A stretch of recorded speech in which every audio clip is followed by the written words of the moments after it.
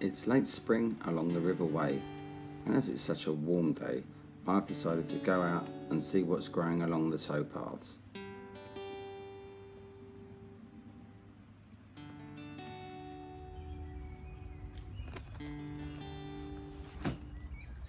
Now here's a plant you'll see growing a lot at this time of year. This is May. This is garlic mustard, and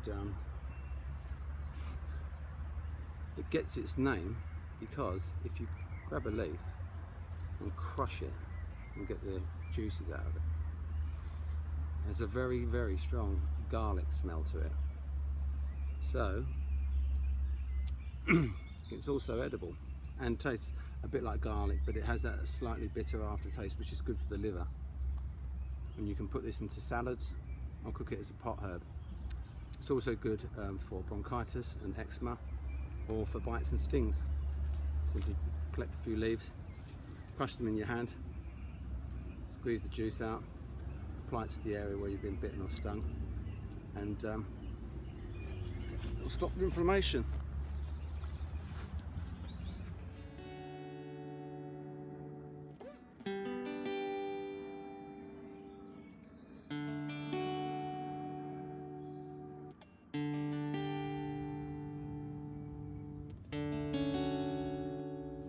This is ground ivy. You'll see this quite a lot growing next to paths. It's got a particularly pungent scent to the leaves. But this is a really good plant if you've got a sore throat, chest infections, catarrh, things like that. You just pick a few leaves, put them into a cup, some hot water, and you've got yourself a medicinal drink, like I say, for chest and throat infections.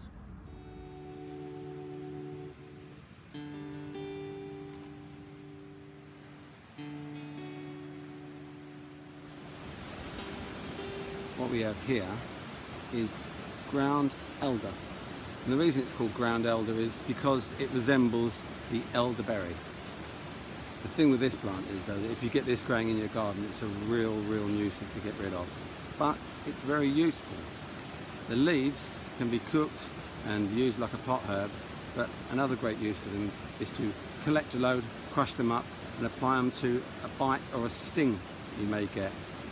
The plant can also be good for rheumatism, arthritis and gout. So a very useful plant indeed.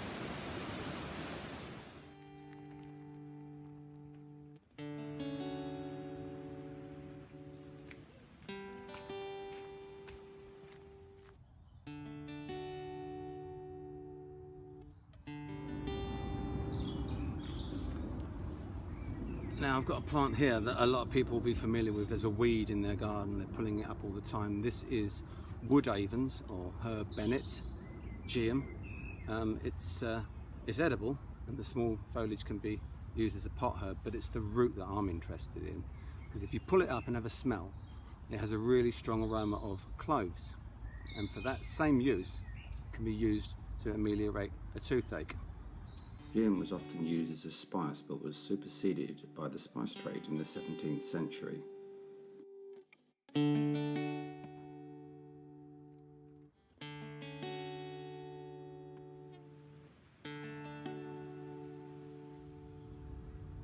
Now a lot of people are probably familiar with this plant, seeing it growing in their back garden in the borders, and considered it a weed.